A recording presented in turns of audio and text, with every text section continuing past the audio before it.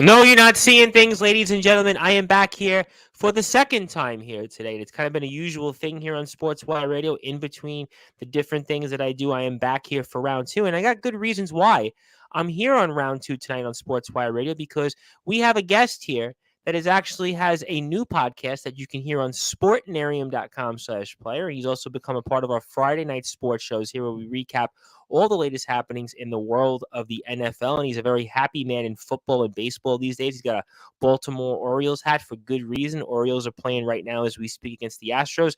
Ravens got a huge win against the Bengals. Maybe he'll talk about that, but most importantly, he'll talk about his podcast, his journey into it, plus anything else that's on his mind. He needs no further introduction, but because he's on here solo for the first time, he has to get that introduction that everybody else gets here because that's what I'm known for, and that's what I'll be known for long before when I'm gone. So, ladies and gentlemen, with that,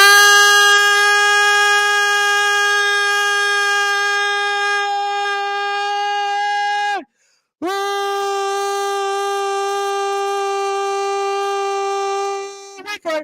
further ado here on the Sports Report, number one, global sports show, the host of the Be More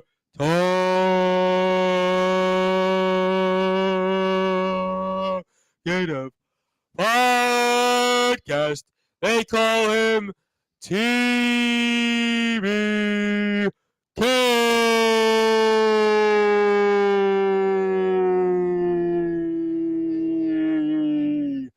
Good evening. Good evening. How you doing, man?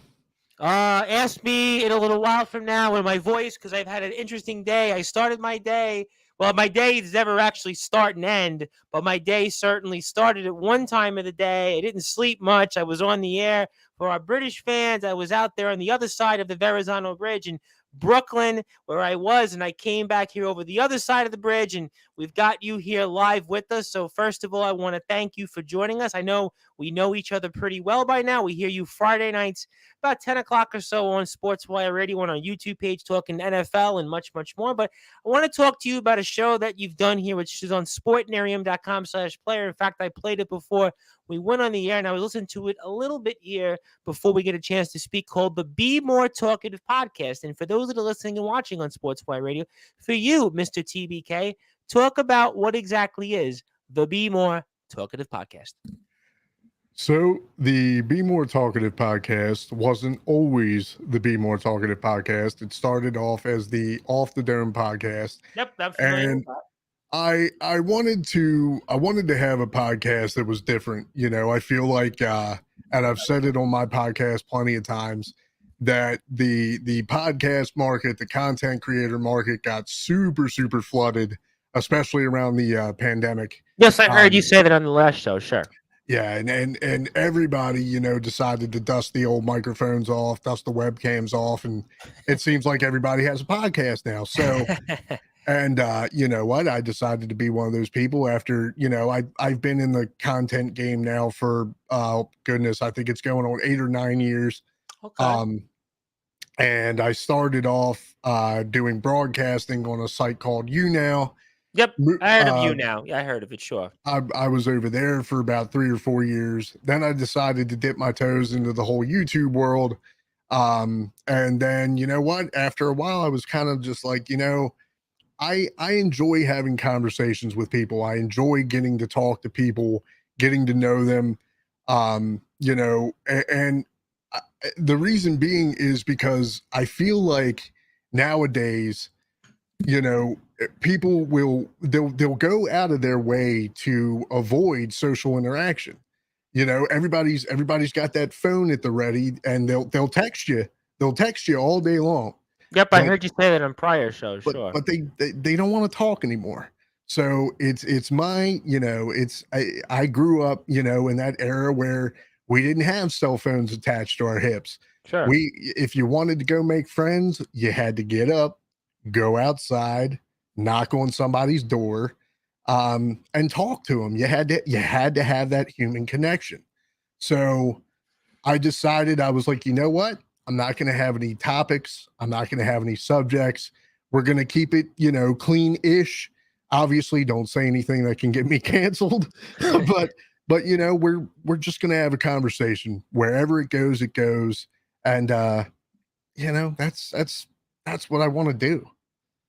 Yeah, I mean, I obviously find that interesting. I mean, I can certainly, I'm a few years older than you, not that much older than you, but I obviously growing up in Brooklyn, I do remember the days of no cell phones. I remember the days where basically my father would whistle in order for me to come home. I certainly do remember Oh also the yeah. days of using a payphone, but I mean, obviously, what are your goals with the podcast? I hear you talk about that you got more interested in doing into it after COVID. A lot of people, sure.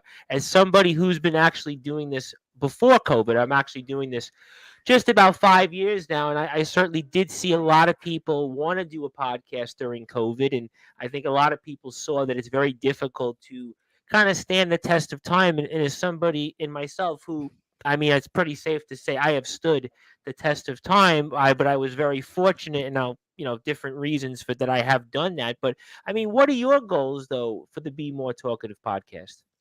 I mean, I really haven't, I don't think I've gotten that far. Okay. I'm kind of just taking things with they as they come. Okay. I'm enjoying the ride so far. Um, everything that I've done so far has been positive. The cool thing for me is when you have a guest on there who's like, dude, this really isn't my thing. I'm not used to this sort of thing. And I'm like, I promise you, it's going to be okay. Number one. And number two, I guarantee you it's going to go by faster than you think. And more times than not, after we're done, they're like, oh my God, we're done. I was just starting to warm up. What happened? And I was like, that's how it goes, man. When you're having a good conversation, when you feel comfortable, it just flows. And What was it? Yeah, it's interesting. I mean, yeah, I mean, yeah, I guess that's interesting. And I have to ask, obviously, because you got a few of these shows out there that are in the can. They're on Spotify. I put the link out there where people can find you. I mean, were you a little bit concerned about interviewing your fiance? Because I think that's a kind of that's a tough one to go there. A tough one to row because you think about interviewing people, interviewing your loved ones or family members. Those are the toughest crowd. And I mean, well, you had any apprehensions about interviewing your fiance there on your most recent second to last show?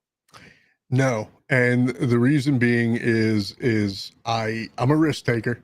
Okay. I Well, this figured could be serious though. You had your fiance, you could not she could not be a fiance. That was why I asked you. sure, sure. No, you know what? I'm comfortable. I'm comfortable with her. She's comfortable with me. And I feel like, if it wasn't that way, that episode never would have happened. Ah, So the way I see it is, I told her, I said that I'm rebranding the show because like I said, it started off as Off the Dome. yep. And I was like, I'm doing a rebrand. It's going to be a totally different show. I need to start off with a bang. And that was my bang. Well, I mean, I can certainly do that. But do you feel like that when you had your fiance, I know you had your next door neighbor that you grew up with also on the show, but do you Yeah. feel like you learned anything or maybe there were things you didn't know about your fiance in having her on the show? What about that experience in that sense? I mean, I told all my guests, there was a segment, there was a part in the show where I said, be candid. Tell me the truth. You don't have to hold back. I'm not going to yell at you off air or nothing like that.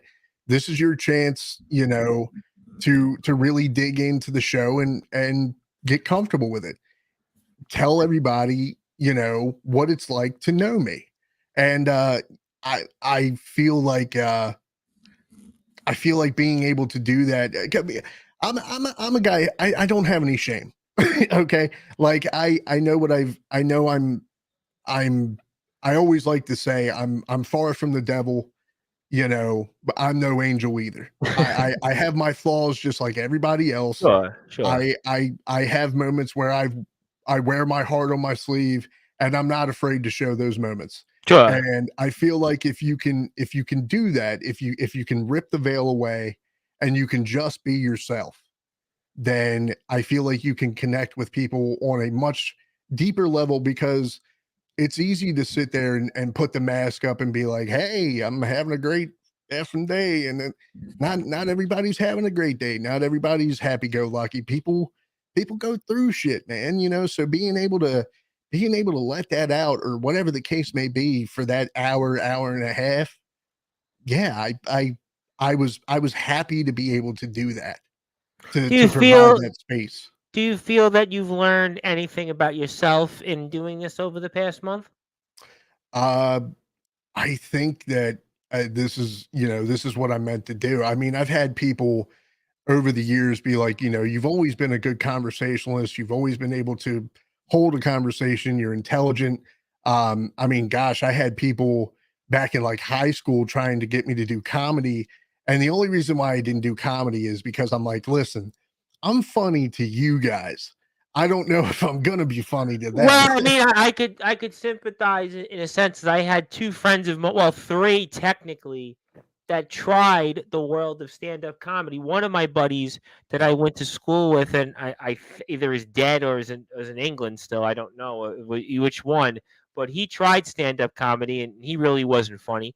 I had another friend of mine who I worked on a couple of campaigns for in politics, try some stint as a stand-up comedian. He was less funny, and he's not doing that anymore. And I had someone else I know who was one of my employers who also was trying to be a politician, and he was a comedian and a stand-up comic in a prior life, and he was kind of funny. I would say he was the best of the three, but he was obviously somebody that was kind of an important figure, so he was able to kind of finagle his way around. But point is to do something like stand-up comedy, it's very difficult. Most people fail at it, so I could understand some of those things. And you've had some different types of guests on here before I get to some comments. You've had people that are obviously starting out, and you had your last guest was Ron, who I think is trying to become a game streamer, and he's Yeah, also done some stuff in there. You've obviously had your fiance, your best friend. You've also had some other people that you grew up with. You've had a Bray Wyatt tribute show, sort of, with Omen Black and Soldier, and obviously Peter Richards. We know Peter also because Peter has a show which has aired on Sportswire Radio as well. So, I mean, maybe talk about some of the type of guests that you've had on so far, and who would you like to have? I know you say that there's kind of no really parameters or rules in what you want to have, but maybe talk about future types of guests and who you've had on so far and things like that for the audience. sure. I mean, I've been very blessed to have the people that I've had on, and I always tell them, let's be honest. I'm not some big name. I don't have crazy uh aspirations with this whole thing. If it kicks off and it does well, that's obviously the goal. Right. Everybody wants that success, but you don't have to sit there and give me an hour of your time. I'm sure there's better things that you can do, but the fact that you've been in my life, you've been willing to, spend that little bit of time with me and help me do what I'm doing, that's the best. That's the biggest compliment and that I could ask for. Um, having people, the friends that I've had on there, they're not like acquaintances, and I Yeah, and I I thought that was I interesting that you've had people on the show that you grew up with and yeah, people that you've been friends with for, I guess, 20 years or 20 so. And years, I yeah, find that very fascinating because most people really can't say that they have friends in their life for that long. I mean, that's, I think, fascinating in itself that, 20 years ago, you would never have thought, hey, I'm going to do a podcast. And then all of a sudden that you're going to have friends that you grew up with on the show. So I found that fascinating as well. sure, yeah, no, and the thing is like it I didn't have to beg or pull teeth, or it wasn't awkward like, hey dude, I haven't talked to you in years, why are you hitting me up to do your show? It was like, yeah, I'll be there, and Oh, and wow. uh those type of people, the people that you can, eh, eh, things happen. Okay, people grow apart, life gets in the way, people get married, people get engaged, people have kids, people move away, things happen. But the people that you're able to come back with and it feels like no time has passed, those are the people that I've had on my show, because those are the people that I've had those real connections with, that I've had experiences with, life experiences, and even some of the people that I've met through the promo community. And That's why I also have known your name before, which I'll get to, is yeah, PWF. That which I it- still don't know much about the promo world, but I've heard a right. little bit about it. Yeah, people that I've met there have, I said, it starts off like this. It starts off with, you're doing your thing and you're only involved in conversations about that thing. And Sure. then after a while, you get that, hey man, Merry Christmas. And it's like, oh, you were thinking about me outside of that thing. Okay, Okay. cool. So then you start to build on that and it's like, hey dude, what are you up to? It's a random ass day. Like I'm just seeing how you are. Like I've had people who have stayed in touch.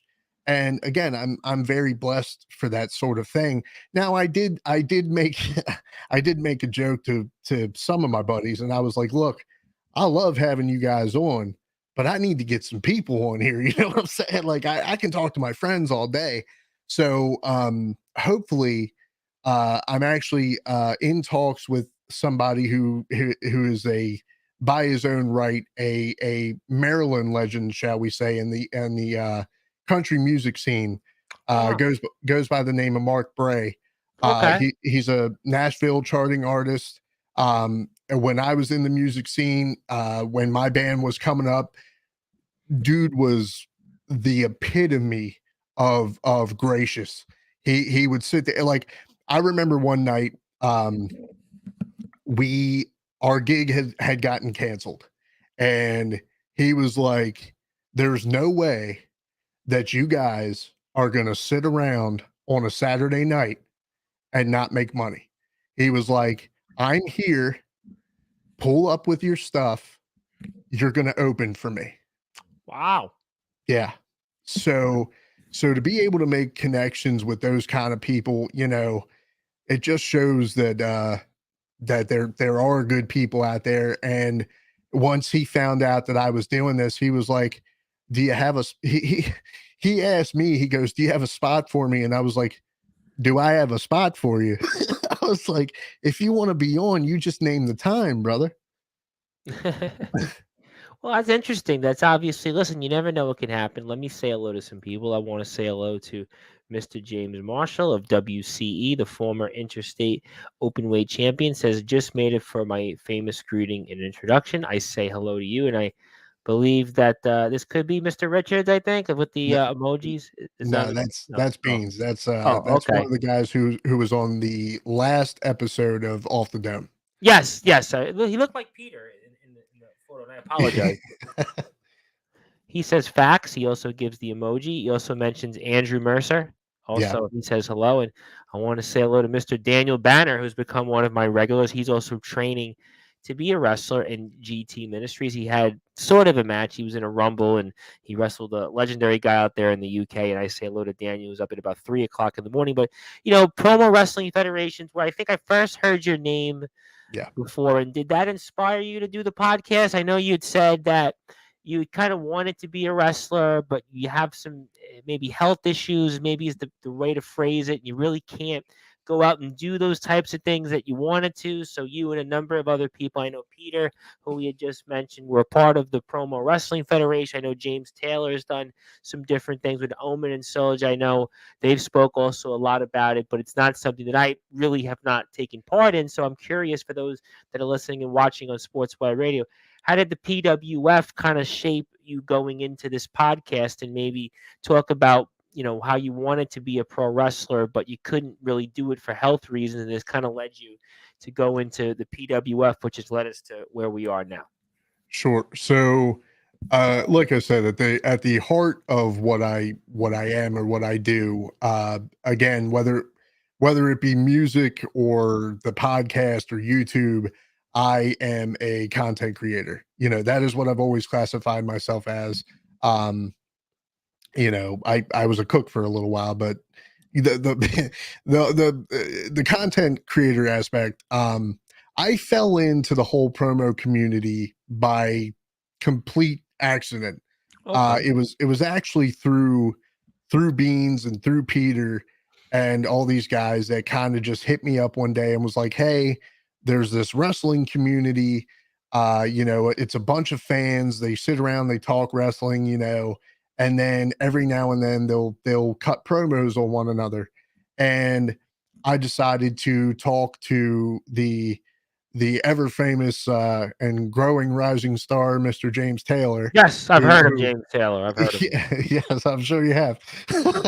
um, so, but yeah, I actually had a one-on-one conversation with him, and it didn't even start off about wrestling. It was like, so what, kind of what's your story, what's your deal? And he told me he was doing the whole YouTube content creation thing, and so was I at the time.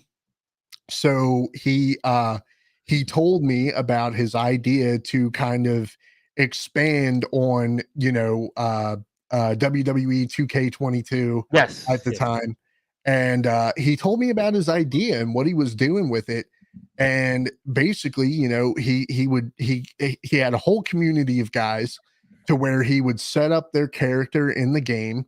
He would have them cut promos on one another as themselves and then put it into the YouTube video and all that kind of stuff. And he would sit there and commentate on the matches. And I was like, as a content creator, that struck me. And I'm like, okay, so you're taking a game far and above what it's meant to be for, instead of just sitting on your couch pushing a bunch of buttons, you're turning this into a whole thing. So the content creator in me went, that's freaking brilliant. Like I don't know anybody else who's doing that sort of thing. So I said to him, I said, hey, content creator to content creator, I'd like to be in on this. And he was like, sure. He was like, are you a wrestling fan? And I was like, yeah, I know my wrestling and all. And one thing led to another, and I decided to cut my first promo. And I turned some heads. I was pretty decent at it. And I kind of I stayed with it because of the people that were there. Like after a while, it became less about the promos and more about just, shooting the shit, talking wrestling. People were having friendly polls about, pay-per-views and who they thought were going to win matches. And it was just a cool space to kind of vibe out and chill. That's interesting. Yeah, interesting experiences there. I'm learning things that I had really no idea about that stuff here. And I've got here a bunch of comments. Daniel Banner, I will have to say that that's up to obviously your boss. That would be Mr. Gareth Angel and GT Ministries about coming on Sportswire. That's when you get to more training and we can have you in the ring. I'll certainly let Mr. Angel know about that. So yes, in the future. Mr. Omen Black, who's being a little facetious these days. Now, I could say Omen CJ Black might be my favorite Black these days, but I'm going to certainly let that slide and say that, all kidding aside, he says, thank you for taking over the. Well, it is your show, Omen. So I mean, listen, like I said, you could bring Adonis Felios, and you can let him host Sportswire, and I can retire because I've got plenty of things to do. Because I was telling the Baltimore kid here that I have about 5,000 phone numbers in my phone, and I literally don't get to sleep. So I mean, I'm pretty much like almost on call. So if you want somebody to take over here on your show, by all means, I'm ready to retire. So that's a point. Don't do it. Yeah, I'm ready to retire. Well, a lot of people wouldn't like that, but that's how it goes. But he says here, hi, Omen. Okay, I didn't realize that. Yep. He says, no, thanks. You're going to work for me forever. Well, I mean, who does pay the bills here on Sports? Why we're only goofing. I'm sure Omen and I will have a fun conversation. Certainly Sunday. Not us. Well, I can afford to pay the bills. Let me just kindly put it that way. Jackson Daniels for the win. Okay, so I'll have to explain that one. So explain that. I don't know. So Jackson Daniels, so I got more involved and I started to lean into this whole promo thing, right? Mm-hmm. And once I found out that James was taking it, like I said, to that next degree, and he was doing commentary, he came up with his own commentary name and all that. And I said, hey, do you need help with commentary? And he was like, yeah, do you think you can call matches? And I was like, I know enough to I'm not going to make you sound stupid or nothing. I can call the moves. I said, but here's the thing. I said, let's call this for what it is. It's a bunch of guys having fun. I said, so my commentary name is going to be Jackson Daniels. Ah. because I love me some Jack Daniels. Oh, So okay. so Okay. my whole character was your big, your big Southern guy, and I'm up there and I'm talking like this and doing this, and it just everybody was like, where did that come from? Because I was entertained the whole time. And I'm like, that's what I set out to do. How big was the Promo Wrestling Federation, if you don't mind me asking? How big was the uh, organization? at the time when I was in it, I think there was about good, and maybe Beans, if Beans is still here, if Beans Yeah, remembers, he's here. He's commenting. So, yep, he can I want to probably. say I want to say at the time when I had first joined, there was at least 57 people in the Oh, Discord wow. server. Wow. Yeah, 57 people. Well, yeah. that's impressive. Oh, wow. There was 57 a people. lot of people. Wow. Yeah, 57 people. I mean, that's a lot of people there. I mean, yeah, that's a lot. I mean, I've worked in the world of politics, and they would say what we'd have what's called an election day get out the vote. You had 57 people. That well, it wasn't great. That was certainly plausible. So the fact you had 57 people in yeah, this organization, that certainly is really impressive. So I'm curious, and I'm glad that you answered that for me. And he also says, Bean says that was a decent amount. Yeah, yeah. 57 people. I mean, that's I'd a say lot of so. people. Yeah, that's definitely a lot of people. And Omen's going on about Nutty Buddies. Now, are those the little Debbie ones, right? Are those the little Debbie cookies, right? The Nutty Buddies, right? Yeah, Well, they're the chocolate wafers with the little peanut butter in between. No, okay. no nobody wants Nine Buddies. No, no. I mean, look. Obviously, I'm just I'll curious. take Yes, the $30 though. I need money. I All don't need money. Listen, I'll be honest. I don't need the money, so you right, can well get your then gift you anyways. heard. Hey, Shane, you send it to me, brother. I can use it. And I want to say hello to Mr. Richards. He's here. Some days we should be on a call all day long working on the shows and stories. Yeah. That's interesting. So I guess Uh, in a lot of ways that maybe that did shape you in terms of doing the podcast. And I know Peter has his own. So I mean, maybe it did sure. kind of give you some with the research and stuff. Because obviously, some of the stuff. I know you say you don't really research it, but I would have to think that there is some type of set formula that you have, whether it was in PWF and now it's carried you to the Be More Talkative show. I know Peter has his own show here as well. And I guess then I do see some crossover there. I mean, so 57 people and then 57 different opinions. You've done some shows. You've done about, I think, what, 5 or 6 shows so far. And you had Yeah. different opinions and different kind of things that you've learned, I think, from these people. Yeah. That was, well, like I said, PWF was James's thing. We had AOPW, Yes. and that That, was I that heard about that one also. I heard about that that one. was that was run by me, Pete, and Beans. We ran Okay. that one for a little while. But yeah, like I said, before I had ever started doing the podcast or YouTube or any of the promo stuff, I was a broadcaster on you now. And Okay. Yeah, I heard of you now. I heard of you now. Sure. I was on there for at least I believe it was 3.5 years. And pretty Okay. much the format was pretty much just like this. You could go on you now and see two people interviewing each other and talking to each other and engaging with an audience. So doing stuff like this as is natural at this point, which is why being in a promo community and having to talk is not difficult. No, I mean, I think obviously I could certainly see those similarities. And if you want to hear the Be More Talkative podcast, you can actually hear it on the ticker below here. It's on sportnarium.com/player. It's also on Spotify out there, but I like to listen to it on sportnarium.com/player because that's where Sportswire Radio is home for 24 hours a day, 7 days a week, 365 days a year worth of content. I plug in all the stuff. We have DJs. So if you like music, you want to be a DJ, I can grant you the opportunity to do that. If you want to have your own show, you want to go live, you want to talk to different people, you can also do that. We have those options here as well. And my name is your voice of all wrestling, the host of the Sports Report, the owner of Sportswire Radio, the #1 global radio station. We are here with TBK, aka the Baltimore Kid. And I'll be back here Thursday.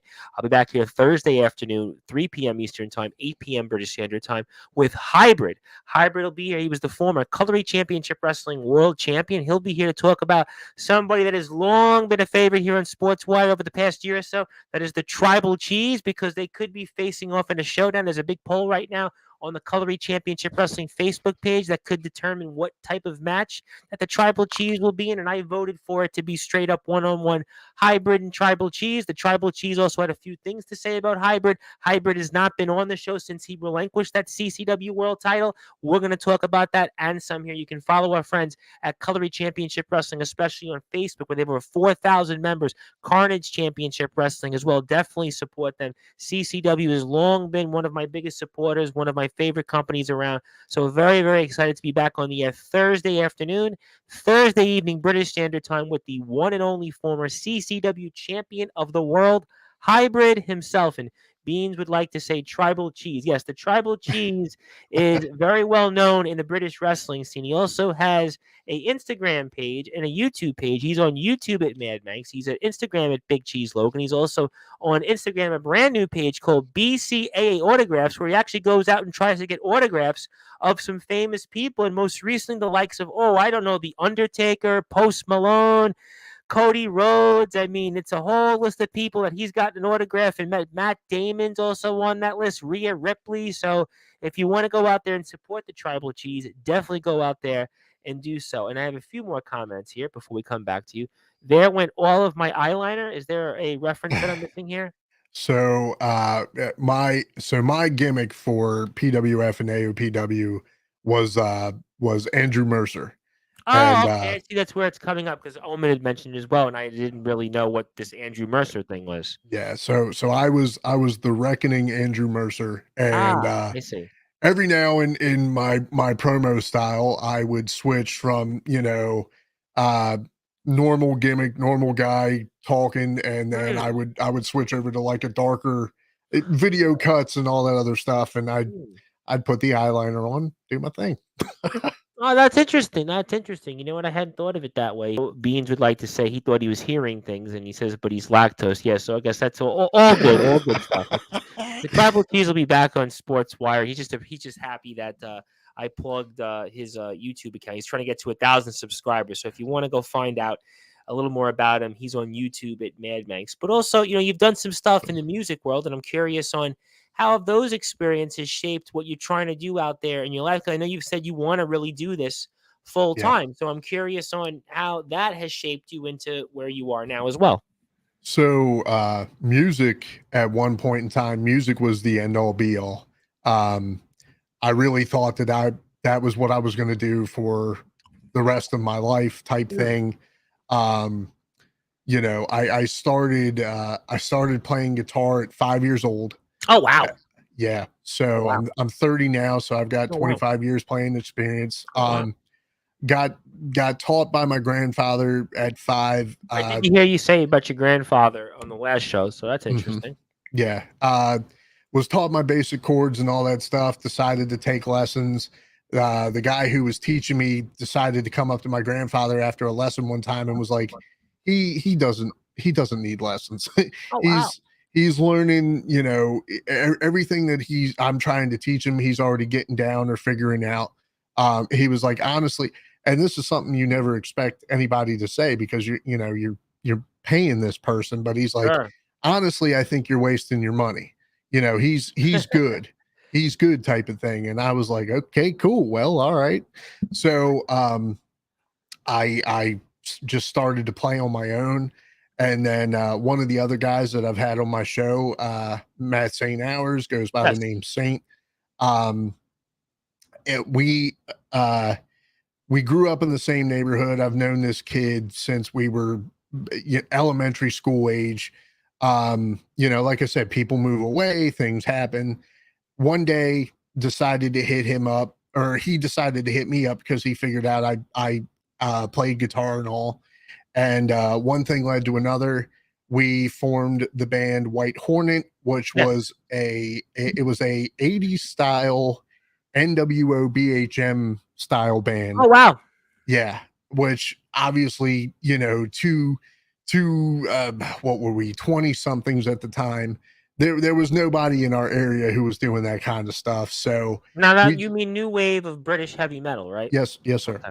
So Okay. we were doing that, Like and Saxon, Motorhead, Iron Maiden, mhm. the first two albums of Def Leppard. The people would say Def Leppard is not the new wave of British heavy metal, but technically they were in that. I think, yeah. They started off as new wave, and then they commercialized themselves, Obviously, yeah, obviously and with now Hysteria and yeah, certainly, yeah, you know, pour some sugar adrenalized and on Pyromania, but yeah, yeah, they were yeah. definitely in. I would say Raven was another band that was, Oh I think, yeah. signed with Atlantic Records. So yeah, sure, I Hmm. know the new wave of British heavy metal very well. Sure.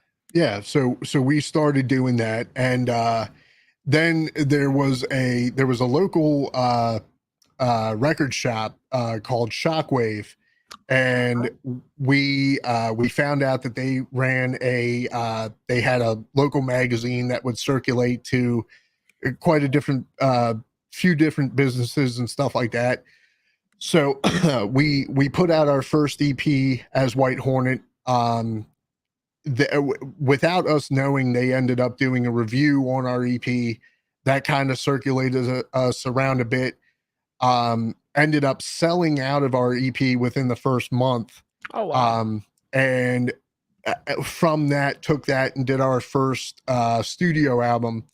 Um, Unfortunately, after a while, uh, creative differences got in the way, and rather than sever a long time friendship, we decided to go our separate ways. Mm.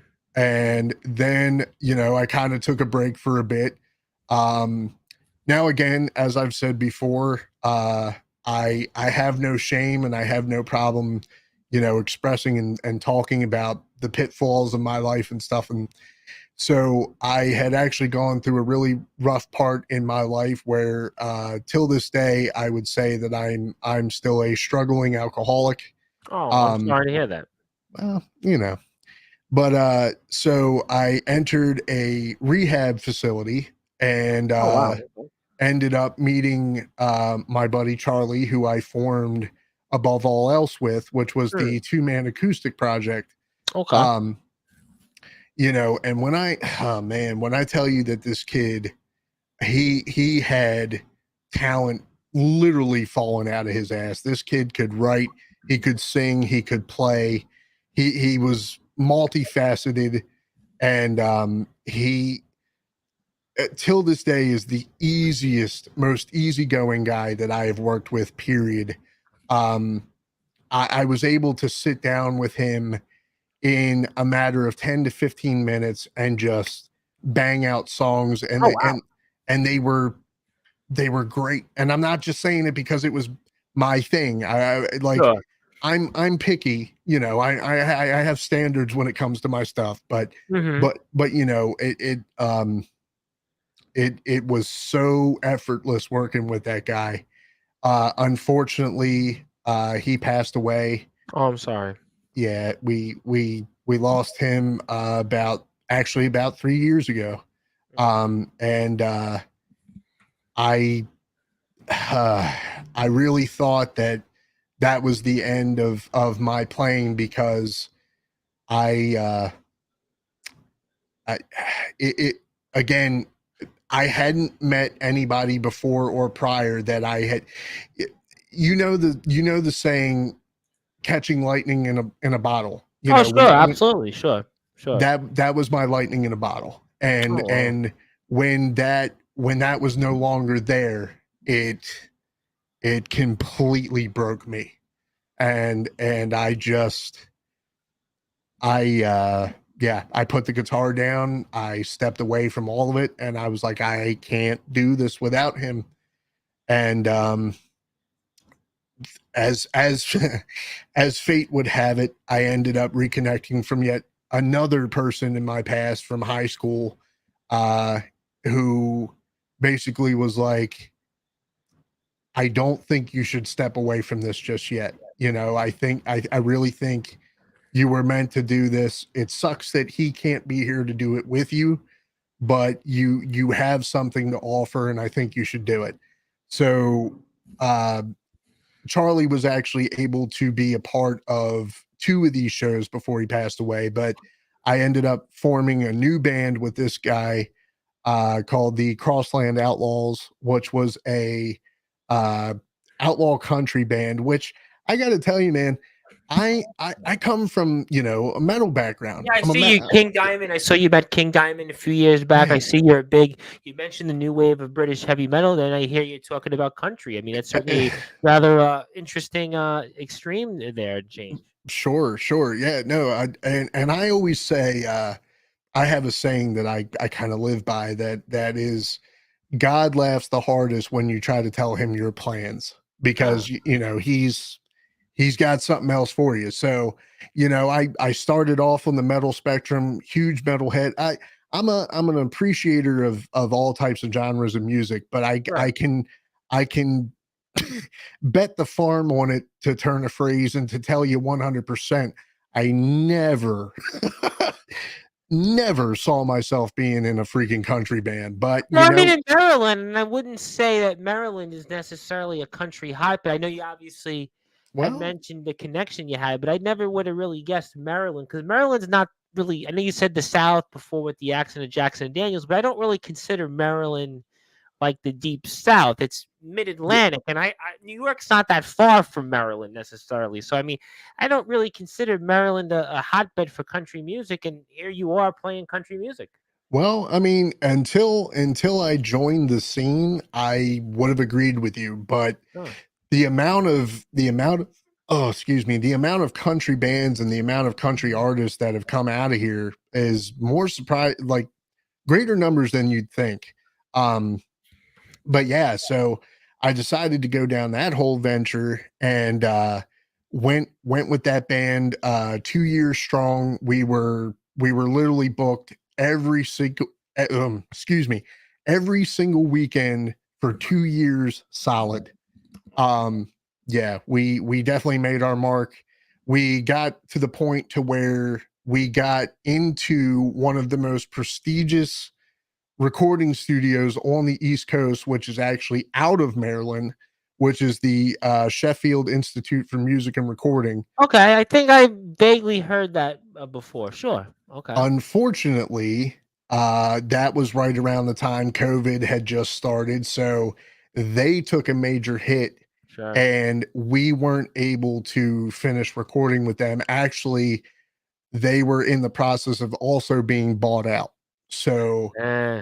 So we it sucks because we had to rush putting out our EP because we had literally we were going to Sheffield in between going to shows trying to crank out this EP, which it, it was a culture shock. Let me put it to you that way. Like going from being in people's home studios and oh yeah, I have recording software, I can do it for you guys, and then going into an actual recording studio with some history and some merit, it was like, oh my god. you know Yeah, sure. I mean, you can certainly go in there and you see the setup and you see kind of just the different stuff that they may have in terms of, let's say, the soundboards and the mixers and certainly the recording abilities that they have there. I mean, there's no question that obviously Pro Tools has modernized modern recording, but I think going into a recording studio is still certainly a night and day situation versus being in a home studio, unless you have like a 5150 that Eddie Van Halen had famously set up years ago, which was basically, I mean, that was Eddie Van Halen. But in yeah, terms of obviously going from where you're at home versus a recording studio, it's obviously going to be a night and day difference. sure. And while we were doing that, and while we were at Sheffield, we were blessed to have the opportunity to have a guest spot feature on one of our songs from Glenn Workman Oh from wow. Crack the Sky. Yeah, Okay. which was the and it was funny because I came from the rock and roll background. All the other guys were like either strictly country or had very loose knowledge of metal and rock and roll and stuff like that. Okay. So when when the guy who was producing us at the time goes, what do you think about Glenn Workman doing a keyboard spot for you guys? And they're all kind of looking around and I'm like, You know, I'm the only one with my jaw hanging down, and I'm like, what? You know, so I was like, yes, absolutely, 100%. I want Glenn Workman on my song, you know. And yeah, so everything was going great for a while. We were kicking off way bigger than I expected us to. And then the devil was in the cards, so to speak, and egos and alcohol and all that good stuff started to get in the way. And I remember our very, very last show that we played. Um, Literally, we were having a multitude of equipment issues. Guys weren't showing up on time. We literally had a crowd of people who were just sitting there, just watching, like literally watching us half-ass put our stuff up and you know, talking to the manager of the venue that we were playing at. And she was like, you guys gonna start anytime this year? And I told her, I said, listen, if you decide not to pay us, I totally understand. I am sorry that we have wasted your time. And after that, I pretty much we got through our first set, and I put my guitar down, took my cord out, looked at my fiance who was sitting out in the crowd, and I was Mhm. like, I'm done. Yeah. Well, that's certainly a bummer, but you are Yeah. here with us, so I mean, Yeah. obviously Yeah. one door closes and one opens. Sure. Frankie says, "Good afternoon, gentlemen, or evening now. I dig the Orioles. Orioles isn't having a special season here. I mean, the Orioles Thank have you, obviously Frankie. been the talk of Major League Baseball, and obviously Sure. they're locked in and with playing the Houston Astros right now, and the Orioles are playing for a chance to win the American League East. And what a story here! And it could be the best regular season that the Orioles have had in over 40 years. So the Orioles are certainly on a special place. Can I get an outlaw? So that's, I guess, maybe a reference toward you. Can I get an outlaw?" Yeah, that was outlaw. That was one of our things. We there was actually a song by Luke Combs called Okay, Can sure. I Get an Outlaw? And we Oh. used to close the show with that. So um yeah, that was one of our things. Oh, wow, okay. Yes, Motorhead, like Triple H Motorhead, yes. Mhm. God laughed really hard, then he met me. Okay, okay. Maryland is like the country and the hood. Well, yeah, I mean, I guess Depending on where you are. right, because I would think, like, there are parts of Maryland that might be more rural, and then there are Mhm. parts of, like, Baltimore, and Yep. that's obviously Baltimore, and Sure, some sure. more of the areas outside of that. It is nice there. I wanna move to Maryland. I have some family in Andover. Okay, that's very cool.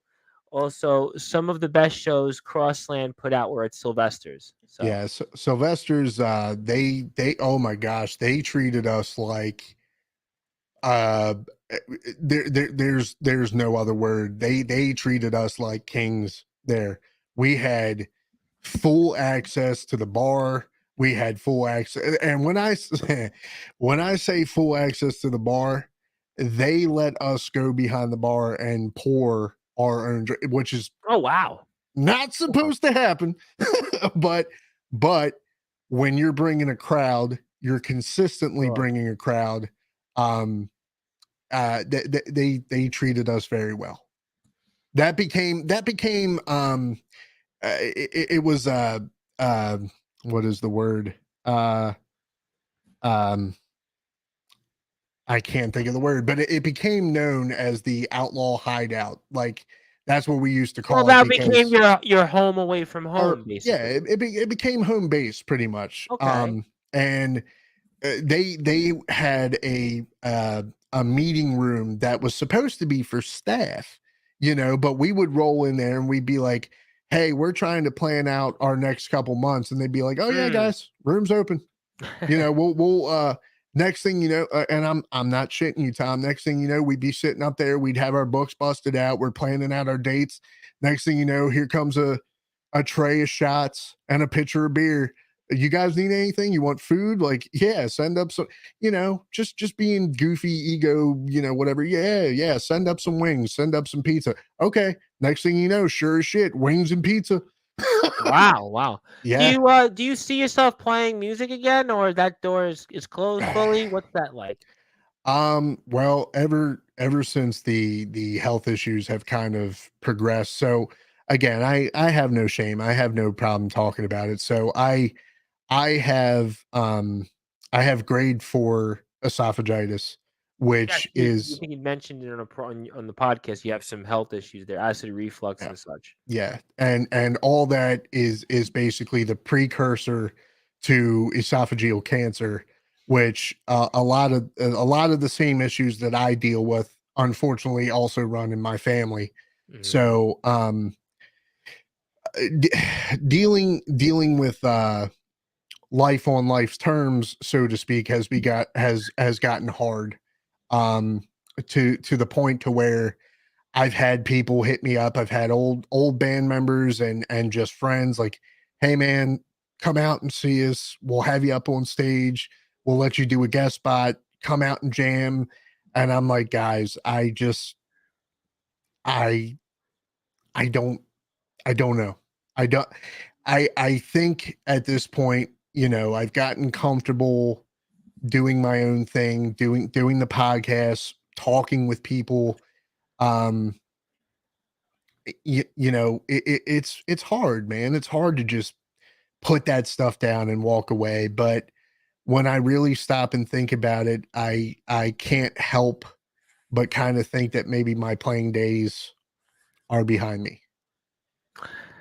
Well, that's certainly tough to swallow. I mean, obviously, you're a young man. You're 30 years old, and obviously, you have a fiance. And just the fact maybe to go up there one more time and just do a song, or even you say that you may not be able to do that. Okay, that's certainly fine. I mean, I obviously it's you have to do what's best for you, and I want to say hello to the painmaker himself, Mr. Joshua Allen, who is certainly the special confidant to the reigning defending Tennessee Backyard Wrestling World Heavyweight Champion and also United States Champion, Mr. Ledger Shade. I want to say hello to Mr. Allen. So obviously you say then also that you want to do this full time. So I mean, what is full time in terms of doing the podcast to you? Because there's a lot of people that they have expectations and they say, well, I'm going to do a podcast and I'm going to make a whole ton of money here, and then there are people that expect certain things out of it, and there's different, I guess, rungs that you may want. So what do you want to accomplish as a full-time podcaster? Like I said, uh I'm pretty much on a come whatever may type thing in my head right now. If money comes, if sponsorship comes, if ads come, that's wonderful. I'm Sure. certainly, I want to build my fan base. I want to, have my loyals who listen to my show and leave their comments and all that. And eventually I'd like to have my own little merch and do that thing. I want to take this as far as I can go, obviously, but I am a realist as well. I really do think that the podcast and the content creator market is, for all intents and purposes, a little bit oversaturated at the Yeah, moment. it's definitely. I can tell you again, as somebody when I started out, I was starting out on Skype and on Oh yeah, SoundCloud.com.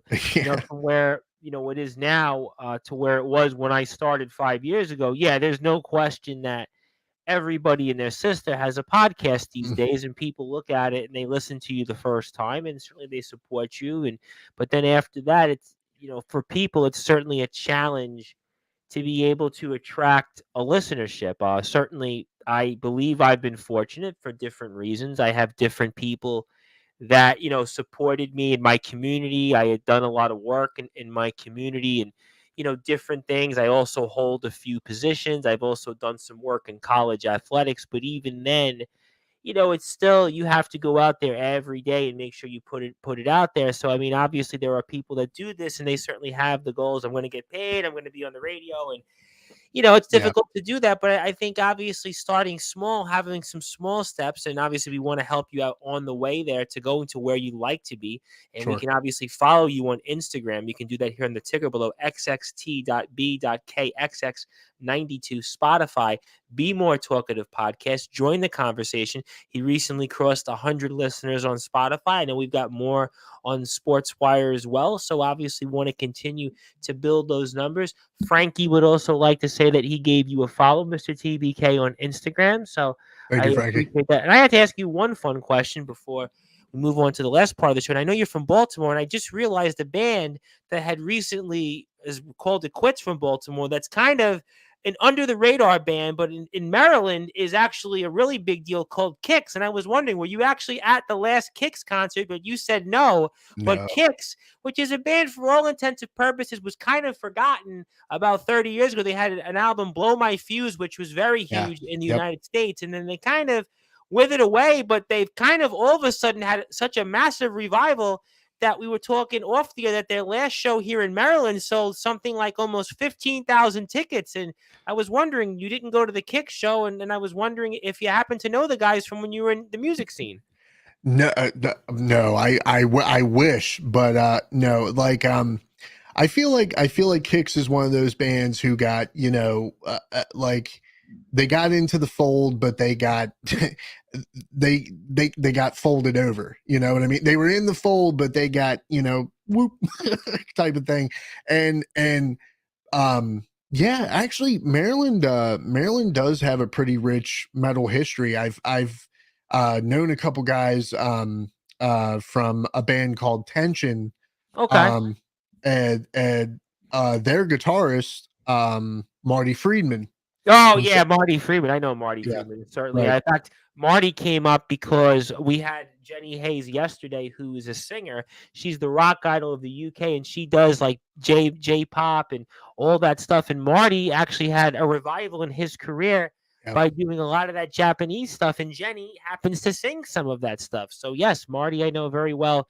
In addition, obviously, to his work on the most successful Megadeth albums of all time, Rust in Peace, Countdown to Extinction, Euthanasia, Cryptic Writings, and I'll overlook Risk on him for that. But the four big albums he was certainly on. So sure, I know Marty Freeman very well. Sure. Yeah. So yeah, bands like Kicks and then again you had Tension and Crack the Sky. Yeah, Cryptic Um Guy I heard of. yeah, so no, Kicks in the Maryland and DC, Virginia area, they have a loyal and ravenous fan base for them. So basically when they announced their last show. Yeah, it's about like 6 months ago, about 5 or 6 months ago. I was Mhm. listening to it on Sirius XM. I'm out, and I heard all of a sudden Kix is retiring, and I was like, really? Because everybody says they're retiring, and they were talking about this, and it was on Hair Nation, Sirius XM Hair Nation, and the DJ was saying, nope, they're really sticking to it, that they don't want to do it anymore. The Eddie Trunk, who was also talking Oh about it yeah. on his volume Yeah. show, and he was saying the same thing. He's like, no, these guys are really gonna Mhm. retire, and they've got a show that they announced their final farewell show, which I think took place recently. I think last It, weekend, right? And it it was, actually yeah, sold very something like recent. sold something like 15,000 tickets almost. Hmm. Well, you know what, and good for those guys, man, because there's bands like freaking, Motley Crue and Kiss and which I'm a fan of Kiss. I'm a fan of Motley Sure. Crue, but Kiss has gone on a farewell tour at Yeah. least 7 times now. I mean, Eh, they say that they're going to end it at Madison Square Garden at the end of the year, but who knows, really? Gene and Paul.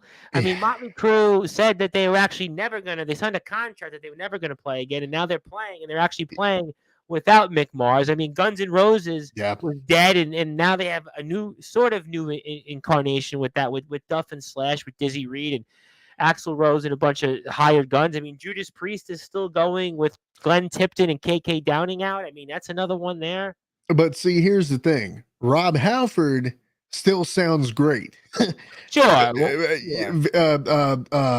Oh my Vince God, what Neil. is his name? Vince Neil, Motley Crue. Yeah, Vince Neil He sounds like sucks. Yeah. complete garbage. Well, You know, he was never really like a music. If you're a musician, you don't listen to Motley Crue like for their.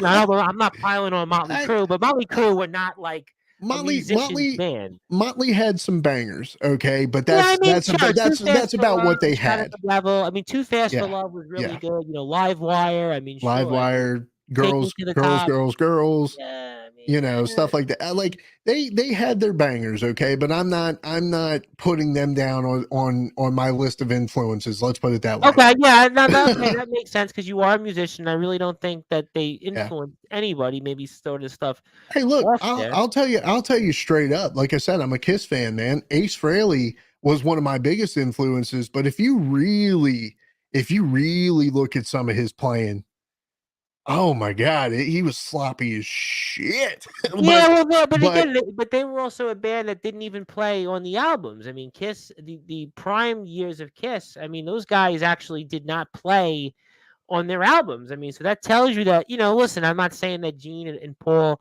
aren't musicians, but yeah, I mean, that obviously speaks for itself. I mean, a lot of these bands, certainly there were bands like, to me, Rush, that were certainly the oh man, prime definition of a musician's band, or lesser known bands like a King's X, or certainly yeah, Queensryche to an extent. yeah, Those were musicians' bands.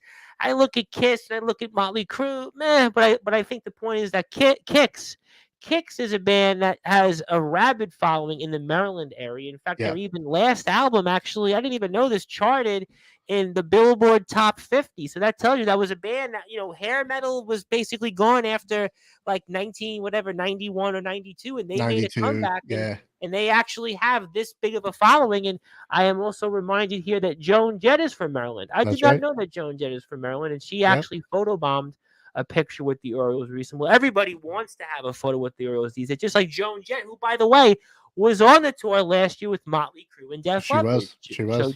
Joan Jett obviously has Mhm. got another great connection of songs, and obviously those are things here that we look forward to. And obviously, I mean, I'll ask you real quick then. The Orioles got you, very buzzing. I mean, will we see you talk about the Orioles on the podcast or any sports? Because we are Sportswire, so I'm just curious for fun. Will you at least mention a little bit on the Orioles and the Ravens for the that Sportswire audience? I mean, that not pushing will you. yeah, that will most likely come from if I have Byron back on the podcast, Okay. because in that episode we talk about how he went to a community college that's Yes. local, and Yeah, he was doing some broadcasting also. He was going into that. yeah, I could hear that. so Sure. he would be the sports guy. But yeah, absolutely. I mean, like I told you, like um to be able to possibly see a Orioles World Series in my lifetime, we're creeping on it. It could be a Yeah, very they real got us done. possibility. Definitely what they got a young team. They got a good lineup, and they certainly go Mm, out there, and they've been very consistent, and they haven't won a World Series since 1983, and there's certainly 83. that possibility for them this year. The American League is definitely wide open. I mean, I think a lot of people certainly are not sold on Houston again this year. They took a step back a little bit. Texas is kind of faltering. Toronto, a lot of people were high on. Toronto's kind of also right there in the mix, but certainly only going to be a wild card against Seattle, another team there. And you've got Minnesota. Nobody really counts it in the Rays, make the playoffs, but they're not really much of a team that never really wins much in the postseason. And I want to say hello Sure. to Jason Storm, who just says here to say hello to the man who runs the show. And then he puts in Omen Black and Soldier, of course. Well, he was our guest on Sunday. So obviously, Storm here is kind of had a storm on ROEW because he has had some issues there. So I'll let Mr. Storm deal with that in his company. So I Sure. appreciate the fact, though, that he is tuned in. So that's all good stuff. I mean, so what has it meant to you, though, to get 100 listeners on Spotify? What did that mean to you? You know what? It shows that, people care about my little thing, the little thing that I have going on. And I've had this conversation, and if you've listened to the podcast, it's very much a point that gets driven in the local scene, how it is insane to us how people will go and pour out their pockets for bands and comedians and content creators and stuff of that nature, who don't even know your name, Right. who could care less. Yeah, I mean, I'm let me be, I'm sure they care that you're there. Okay, not all those people are out there just to get your money. Okay, so let me not go down that road. But they will go leaps and bounds for these people, but won't take the 30-second, but 30 the 5 seconds it takes to hit a like button or hit a share button or hit a follow button, which is completely free, by the way. And that's all we're asking for, just so if you don't like what I got going on, maybe somebody else will. And those are the people that I want to reach. It's like I said, I'm being realistic about this. I know that I'm in an oversaturated market. I know that I'm a little guy right now and I'm trying to get my feet wet, but I feel like I have something to offer, and if given the chance, I will certainly do my best to do that.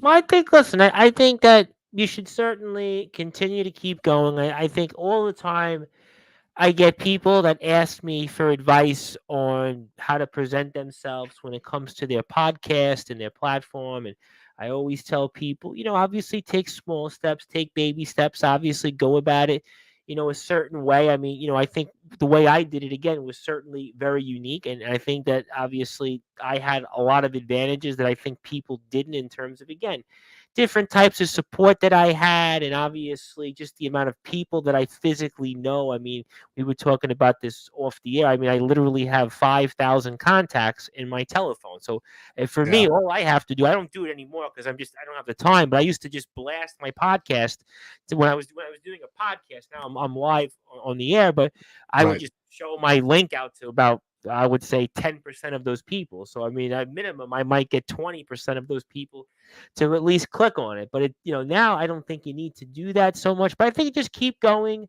I Sure. think find a niche, find a topic that you like.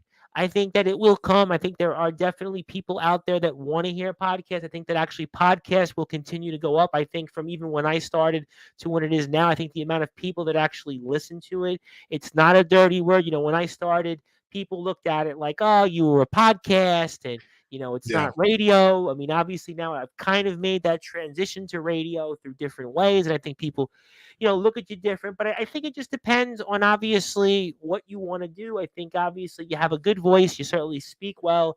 You have obviously some interesting people that come on. I think it's just, take your time, obviously be realistic. You obviously, I think, again, have a platform that I think people will want to come on. So I think just, do those things and I think it'll come. I mean, there are some people that just have, small goals.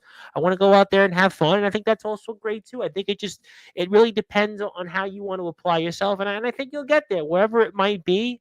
Who knows what the future brings. So I definitely am really excited about what's to come. So before I get to closing thoughts, so what are future Be More Talkative shows that we're going to hear on sportnarium.com/player? So tell us maybe about some of the next upcoming shows. I know that they're in the can and we'll get a chance to play them probably in the next week or two. So talk about some future shows coming up.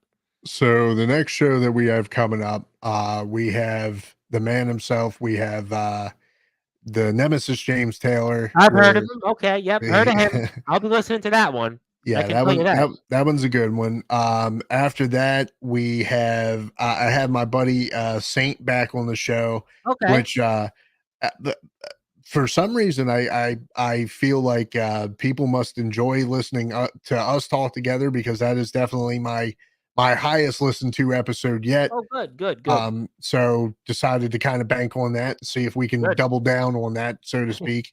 Um, and then we're taking away all the other guests, and you think that, taking a chance on it the first time, we are going to go one-on-one solo with me and the lady upstairs. Oh, Uh, wow.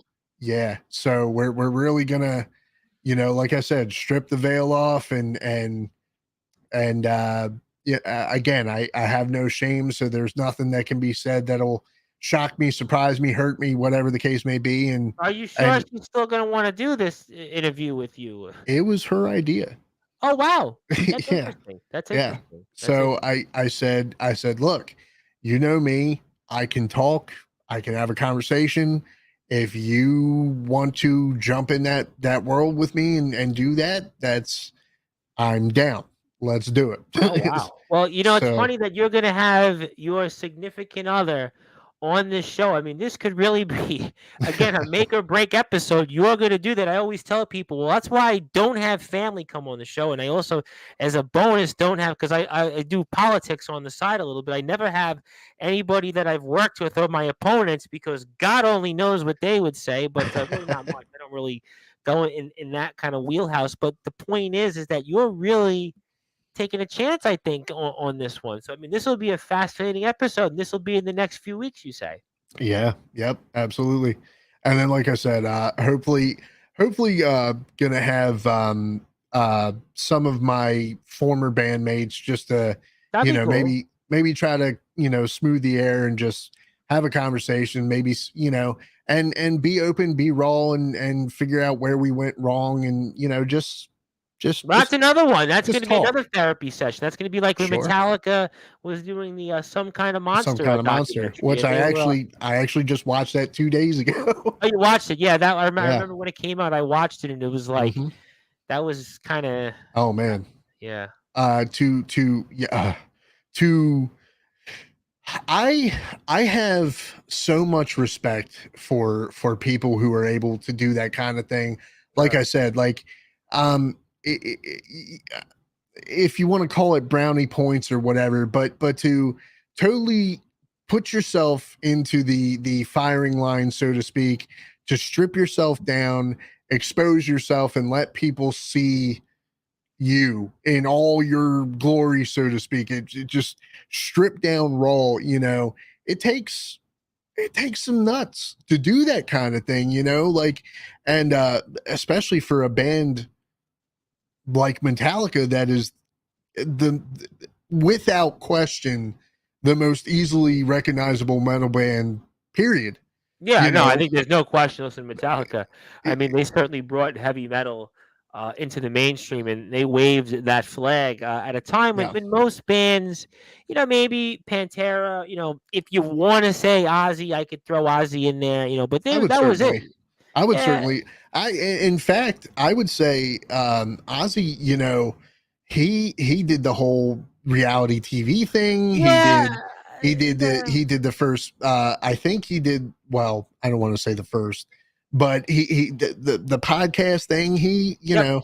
Ozzy's life has definitely been on display. No, definitely on display, but I mean, certainly, yes, he is metal, but I also looked at he was certainly commercialized. My point was that Metallica Yeah, was, even though they were trying to run away from it, they was still arguably the most recognizable heavy metal band that certainly in the 90s that waved that flag. Pantera, I think, definitely was right there with them. sure. Megadeth, I would throw in there. I'd have to throw Megadeth in there as well. For a while, Megadeth did well with it, but then obviously they had some lineup changes, and Mustaine had his own personal issues. But I think Metallica, by and Yeah, large, leave aside Ozzy for a second, they were certainly the band that waved the flag of heavy metal, and now they continue to do that.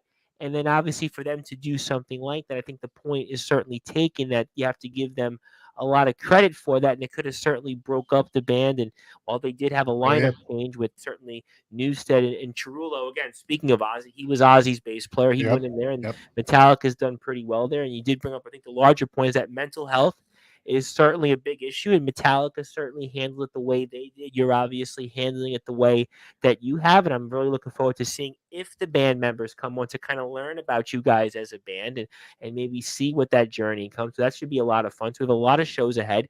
You can certainly check all of those out here again on the ticker below.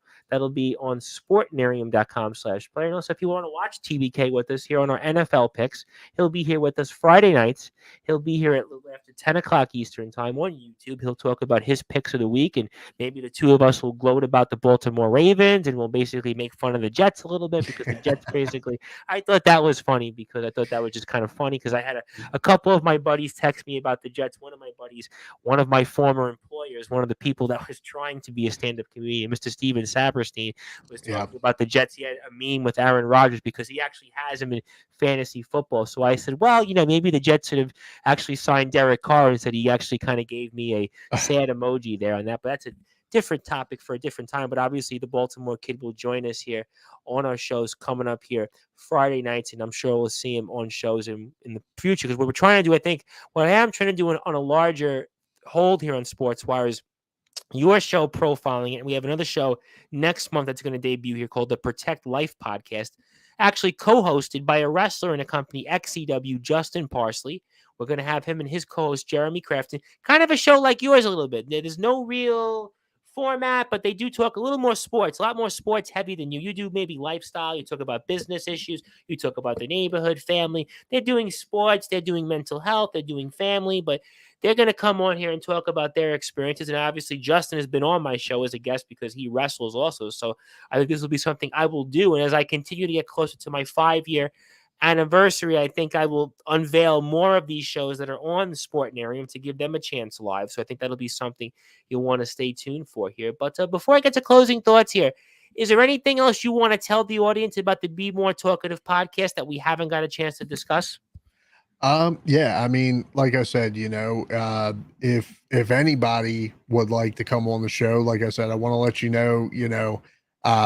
it's I can say without a shadow of a doubt, it is probably one of the most easygoing podcasts that you'll ever be on. I hope it's a lot more easier than when these chaps come onto Sportswire because I mean, as Kiss would say, all hell breaks loose most of the time on Sportswire. So if you're certainly an easier going show, then maybe all the people that come on here, they can just come to your show. Then I really can retire. Maybe you want to take over. No, I definitely don't want to take over your style. I like it.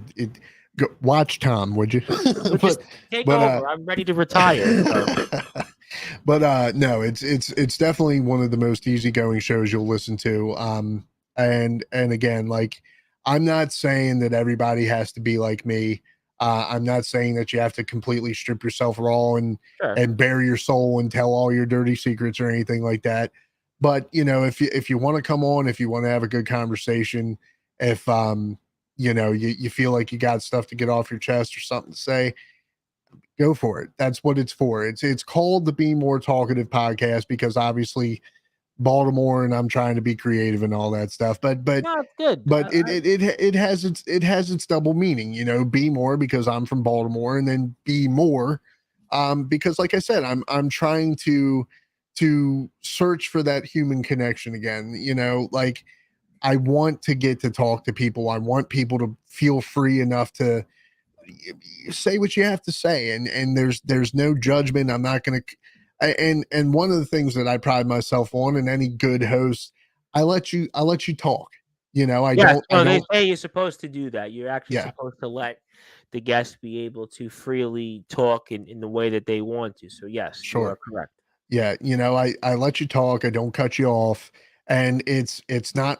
I mean, there are parameters and stuff like that. You don't want to. People aren't going to listen to you gab on for hours and hours. So there is time constraints. And I say that loosely, but you'll be able to get out whatever you got to get out, and I promise you'll have a good time.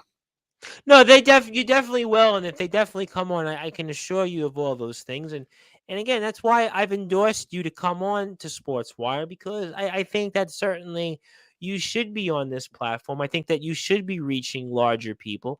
I think that people should hear what you have to say. I think that you do have a good voice. I think that you have a good platform. I think that you do let people come on. I think the topics are interesting. I think it's a little bit of a different kind of parameter that we have here on Sportswire, but I like it because on Sportswire, we've always had that even when the days when we were a Sportnarium, when my predecessor, Mr. Trevor Lakey, was running things, we always had the DJs. We always had, the different types of shows. He had the music show. We had the two DJs, Dale and 80. And, we had some different topics that we covered here on the station. Obviously here on Sportswire, even though most of the roster is probably sports, whether it's wrestling, we do a little bit of hockey, baseball. Certainly we have a football show, the Liftoff Jets, Chris Bizet. Obviously we know Chris, he hosted, but I think that to have a show like this and talk about the different things, whether it's, your growing up, your lifestyle with the band, your obviously your health things, obviously your relationship and just the different things. I think that's a good thing. And I enjoy the show. And again, I don't endorse things unless I listen to it and I enjoy it. I think you're a good guy. I think you deserve a lot more recognition. I'm going to try my best to give you that. I believe you'll get some of it. I can't guarantee how much, but I will certainly tell you that as long as I have a pulse, I'll give you and others. I think we have about 15 shows on the Sportswire roster, so I think that you're here. I think you have a nice niche. We also just recently added a couple of more shows. Obviously, Fletch from XCW has a show, Giving Receipts, and we have that show also on the roster. Peter, although I think Peter owes me a show or two in the last week, but Peter's a part of the roster. Yeah, but I spoke to Peter. He'll handle it out. Peter's a good dude. I'm going to give him time to come back with that. Justin, we had just mentioned. We've added some new shows. I'm excited about all that. You're a part of the roster, and I'm looking forward to the future of it. Again, it's going to air on sportnarium.com/player. In fact, I'm going to play the show throughout the week here, so if you missed it tonight, you can catch it anytime. I'll be live here, like I said, Thursday, and I'll be live here Friday with you and some other guys and throughout the weekend. So really, really excited about the future. Now I want to turn it over to you. I want to give you the floor. I want to give you some closing thoughts. Anything else you want to plug, share, or say? The floor is yours, my friend, and fire away. And anything else, be my guest. Well, I just want to say thank you, Tom, for all that you've done so far, and I'm very again. I don't say things just to hear myself talk, to blow smoke or anything like that. So when I say it, you can guarantee it. I'm blessed to know you. I appreciate you. The And check's in the mail. I mean, listen, the check's in the mail. It's okay. Send you a check. hey, need it. No, but I'm sure a lot of people would like to take some of my presents. But I actually get requests all the time from people. Can I borrow $50? Can I borrow $20? And I'm at a sure. point where I actually have to look at, okay, well, why am I giving it to you for? So I get it. It's okay. You can Right, join the right, list. right. But yo, Chris, what's up, buddy? Yes, he's Um, here. Speaking of the person from Maryland, I'm surprised you guys haven't met yet in Maryland. Of course, the legendary Chris Craven. Some would say the real Craven. He's here. He says hello, and yeah, and definitely you the know, real Craven. well, But well, these days he might actually be. I think we're going to see him Sunday night because we're doing, I guess, an IMF Foundation, I guess, victory party. Because as Mr. Craven here is about to find out, the WC is not coming on to Sportswire. They've decided that they want to take their ball and go home. They've decided to say sayonara. So I'm sure we'll see the real Chris Craven on Sportswire this Sunday night with a number of different IMF people. And he says, "What's up to you?" By the way. same shit, different day, buddy. You know how it is. But yeah, but anyway, no, if there's one closing thought or final thought that I would have to leave everybody with, it's something that I've said on my show before, and something that I know. Okay, I know that it's not feasible for everybody. I know that it's not, it's easier said than done, but for yourself, if there is a passion in your heart, if there is something that that gives you a reason to be, please do not let it go by. And that, I don't care what it is, whether it's music, art, podcasting, cooking, whatever it is, please give yourself the opportunity. Do not let it go by. There's nothing that hurts me more than seeing people go, I used to love to paint. I used to love to play music. Mm, I hate I used to love. It should never be I used to. It mm. should be I still do. Because when I tell you that the advice that your moms and pops gave you, that life is too damn short, and before you know it, it is 100% true. Yeah, Please no, I agree on that. I definitely agree. don't be afraid to take a chance on yourself. I think that that's some very wise words here. And before I get to some more comments, I have a couple of new people that have tuned in. You can follow the Baltimore Kid. He is on Instagram at xxt.b.k.x92. You can listen to his show on Spotify, Be More Talkative Podcast, but also you can check him out here on sportnarium.com/player. And also I want to say hello maybe to a future guest if you'd like to bring him on. His name is Ace Reed. He is the host of the Wired Up podcast. He's in Australia right now. It's 1 o'clock afternoon his time. So Oh if you'd wow. like to get in touch with Mr. Ace Reed, he could be maybe a potential guest. He's from Australia. That could be a very interesting conversation. And Sure. I'll say this to the real Craven, who's obviously our coach here on Sportswire. If he wants to have a chat with me off the air, I'll tell him a little bit. But basically, WCE for the foreseeable future has decided that they're not coming on to Sportswire. So when I get off the air here in about 5 or 10 minutes, if you want to call me up, we can certainly talk. I can fill you in a little bit on what happened. So we can certainly nothing to do with me on my end. It's more on their end. Really nothing that happened from anybody, frankly. But I'll explain it to you if you're around on Facebook. So I'll explain that to you then. But obviously, I want to say hello to Mr. Craven. I'm sure we'll see him Sunday night then because we'll see a bunch of these foundation guys, including Jason Storm, who's a part of it. And like I said, Ace Reed, who'll probably be back here on Sportswire next month because he has a lot to talk about in terms of what he's done over there in the backyard wrestling scene in Australia. It could be an interesting topic for you. Backyard wrestling in Australia. I mean, Sure. a lot of people would like to know. That sounds like interesting. I think Ace would be a Yeah. good guest. So maybe Ace could be somebody that you might want to get a chance to talk to. He's got a nice following. So that could be a good one. Certainly, Ace, you can get in touch with the Baltimore Kid on Instagram at xxt.b.k.xx92 and talk more about him. My friend, congratulations on all the success. I'm looking forward to listening to the show more throughout the week. I'm looking forward to the show with James Taylor. Most importantly, I'm also looking forward to how this arrangement goes with your significant other, your fiance, because this episode could legitimately make or break your podcasting career, maybe even your personal life. So I hope it goes to the way that you want it to.